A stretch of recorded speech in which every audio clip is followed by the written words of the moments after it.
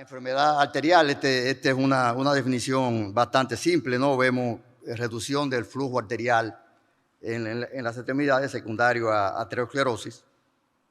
Vemos además lo que le mencioné también ya de lo que está pasando actualmente, el desconocimiento de los pacientes. Y bueno, estamos aquí en que este estudio publicado el año pasado, este año, en marzo, en el Journal de Vascular Surgery, pues habla del entorno de la comunidad como un entorno hostil, como un entorno no favorable, también influye en los resultados de estos pacientes intervenidos en cirugía vascular periférica. La prevalencia de esta enfermedad no es tan fácil de estimar, puesto que depende de los criterios diagnósticos que se usen. Por eso se dice que la prevalencia de la enfermedad no es tan cierta, tan segura, porque va desde pacientes asintomáticos, que muchas veces no están estudiados, registrados, hasta pacientes ya con amenaza de pérdida de la extremidad. Pero la prevalencia anda en un rango de alrededor de 3 a 10% y 15 a 20% de pacientes mayores de 70 años. Tiene que ver también la condición socioeconómica en países de ingresos bajos y medios, pues también cambia la prevalencia. Afecta más a la raza negra que a otras razas y se estima que para el 2045 pues habrá una prevalencia alrededor de un 30 a 50%.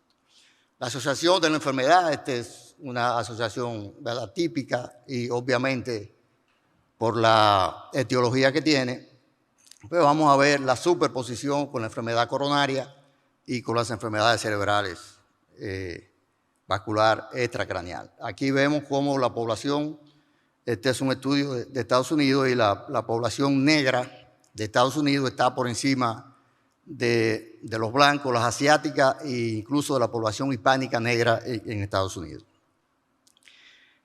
Por cada 4 personas con enfermedad cardiovascular, con enfermedad cardíaca, pues vamos a esperar ver 3 pacientes con enfermedad arterial periférica. Brevemente vamos a ver y vamos a volver a la parte básica y vamos a ver que el origen, ¿verdad?, de esta enfermedad crónica, que es la aterosclerosis, que es una enfermedad que se caracteriza por inflamación y depósito de lípidos en el interior de los vasos. La enfermedad que produce una cantidad enorme de muertes en el mundo completo. Vamos a ver que el endotelio vascular, que es una monocapa de células endoteliales y que también está formado por células por elásticas y fibras de colágena, es un sensor importantísimo y es el primer contacto de la sangre con la pared endotelial. Este endotelio, cuando desde el punto de vista homeostásico está correcto, sabemos que produce sustancias que son vasoconstrictoras, vasodilatadoras, sustancias que son inflamatorias y proinflamatorias y anticoagulantes y procoagulantes en casos normales. Cuando cambia el endotelio, como vemos que los vasos están sometidos a fuerzas mecánicas, por ejemplo, cuando el flujo es tubular, pues vemos que es un flujo rápido central con aplanamiento de las células endoteliales, y cómo cambia cuando el flujo cambia en las bifurcaciones o en curvaturas de las principales arterias. Aquí, en esta parte que empieza la disfunción endotelial y empieza con el flujo turbulento en diferentes direcciones, las células cambian de forma, de aplanada a adoquines, y ahí empieza las LDL a permanecer mucho más tiempo en contacto con la pared endotelial, y empieza la disfunción endotelial y se inicia la aterogénesis. Es importante saber que estas LDL pues, penetran a la pared arterial a través en la pared arterial pues, se activan los monocitos y estos monocitos captan las células dentro de la placa y se empieza la vía del primer signo aterogénico, que es la estrella grasa. Una sustancia que es muy importante en la pared de las arterias es el óxido nítrico. El óxido nítrico, que se sintetiza a partir de la arginina, que es un aminoácido, a través de del óxido nítrico sintetasa, pues tiene una función importantísima en la pared vascular, ya que produce relajación de la pared y disminuye la agregación plaquetaria, la oxidación, la inflamación, produce angiogénesis, en fin, mejora la función endotelial.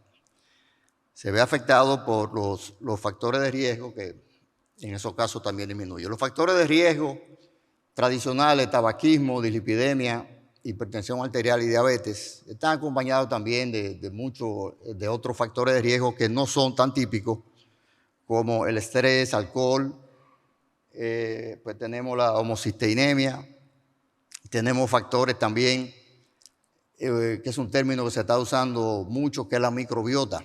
Está demostrado que en las placas, en los ateromas, aparecen bacterias. La microbiota, que no solo es intestinal, sino en sentido general, nosotros convivimos de una manera simbiótica con una gran cantidad de bacterias. Obviamente la mayoría está en el intestino y estas bacterias pues está demostrado que aparecen en la placa e inestabilizan la placa. La disbiosis intestinal, que es cuando se pierde la homeostasia a nivel intestino, pues se habla que se produce una inflamación de bajo grado generalizada en el cuerpo. Y esto influye en las placas de ateroma. Están asociados principalmente la familia de los Helicobacter, por eso la higiene bucal, o sea, también, y están también las neiserias. Bueno, la presentación de estos pacientes, desde asintomático hasta el claudicante típico y la isquemia crónica que amenaza las extremidades. La claudicación, la doctora Royan ya la mencionó, la claudicación intermitente, que es el principal síntoma de esta enfermedad. El principal estudio en el examen físico, el índice tobillo-brazo, ¿verdad? Que lo usamos no solo para determinar la enfermedad y tiene la importancia de que está alterado en pacientes asintomáticos, ¿verdad? Y también cuando el índice tobillo-brazo está por debajo de 9, aunque sea un paciente que no tenga síntomas, tiene repercusiones hemodinámicas importantes. Un índice por debajo de 9 o por encima de 1.4 es de mal pronóstico. Al examen físico, bueno, aquí en esta parte lo más importante quizás la palpación de los pulsos. Se puede usar esa escala o otras escalas que hay diferentes, pero sí es importante palpar los pulsos y no siempre, a menos que no sea el cirujano vascular o una persona que tenga entrenamiento en la palpación de los pulsos, puede hacerlo con seguridad. A veces queda la duda y no todo el mundo en un paciente que no tiene pulso definitivamente dice que no tiene pulso, excepto que no sea un cirujano vascular. Los pacientes asintomáticos y los sintomáticos leves, pues vamos a tener modificación de factores de riesgo, terapia con fármaco, programa de ejercicios supervisados. Ya en el paciente con amenaza, pues vamos a tener la revascularización abierta o endovascular. Es importante para la data que hay desde el 2000, este estudio, el TAS2, que es un estudio que salió en el 2000, realizado por las principales sociedades, las sociedades de Estados Unidos, sociedades europeas y la Federación Mundial de Sociedades Vasculares, pues empiezan a trazar los lineamientos de tratamiento de la enfermedad. Dentro de los factores de riesgo sabemos que el tabaquismo, el abandono es un indicador fuerte, ¿verdad? Y el humo del cigarrillo por sí solo es un factor de riesgo para aterogenia. O sea, el humo actúa sobre el endotelio y pues produce disfunción endotelial y está ligado obviamente a la cantidad de cigarrillos que se fuma. Con el paciente fumador sabemos que tenemos muchos problemas para el abandono del tratamiento. Entonces, por eso hay que insistir, es bueno que el equipo completo que trabaja con usted se involucre en que el paciente deje de fumar. Puede ser que usted elija una fecha importante para el paciente para que el paciente deje de fumar en esa fecha. Pero es importante darle seguimiento a eso. Los pacientes diabéticos sabemos que los niveles de hemoglobina glucosilada es importante mantenerlo por debajo de 7. Se dice que con cada por ciento que aumente la hemoglobina aumenta en un 26% el riesgo de enfermedad arterial periférica. La hiperhomocisteinemia también es un factor de riesgo también. La hipertensión arterial, que hoy día se habla de 120-80 milímetros de mercurio, aunque hay quienes dicen que esas cifras están ligadas a morbilidad porque el paciente puede hacer hipotensiones. El tratamiento antiplaquetario, las guías vasculares globales resumen que finalmente el clopidogrel tiene los mejores resultados. También se puede combinar la aspirina con el rivaroxaban 2.5 veces al día y con buenos resultados.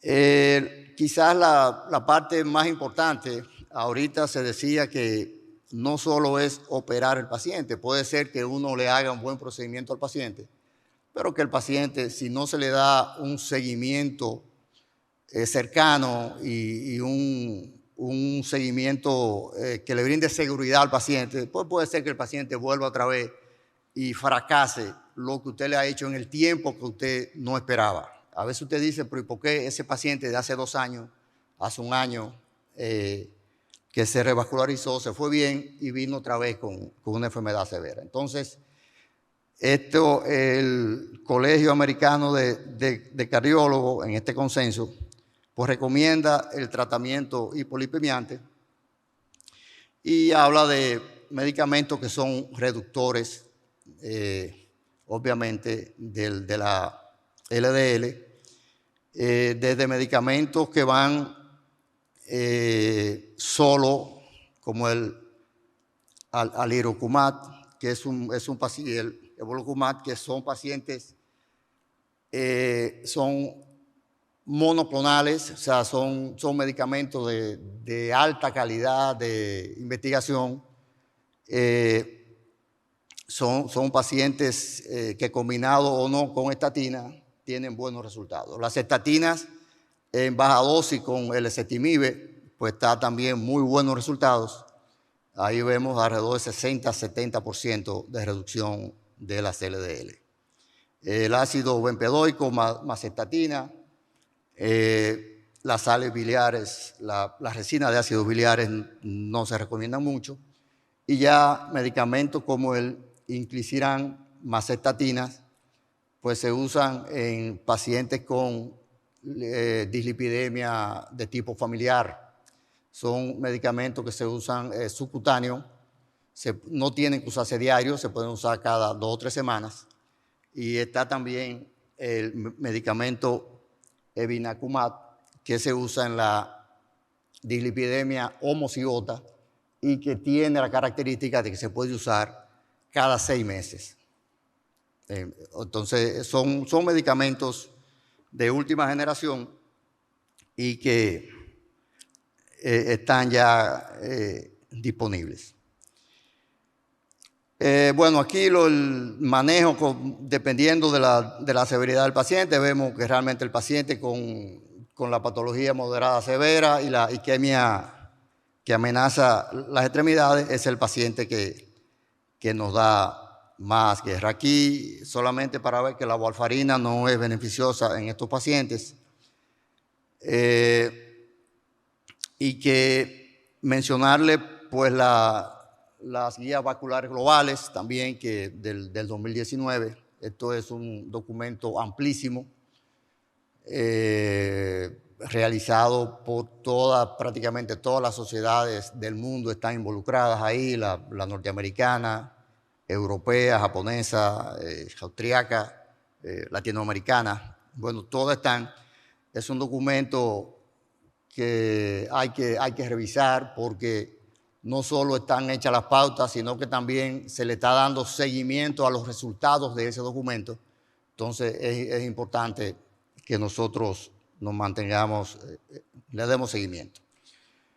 La Asociación de Cardiología Americana quiere que para el 2030 se reduzcan las amputaciones en un 20%. Hay que trabajar mucho para eso. Entonces, una recomendación importante, última, es que se recomienda hacerle perfil de lípidos desde los 20 años. Esa es la última recomendación de la revista científica molecular. Y una última recomendación realizada, yo pienso, como comencé la conferencia, de que el desconocimiento de la enfermedad se mantiene, aunque uno crea que no, pero en la práctica uno lo nota, uno lo siente. Y yo pienso que nosotros como sociedad debemos hacer reuniones con otras sociedades, ¿verdad? Reuniones académicas para nosotros difundir estos conocimientos y difundirlo también a través de programas de radios, a programas sociales, para llevar el conocimiento de esta patología a la población. Gracias.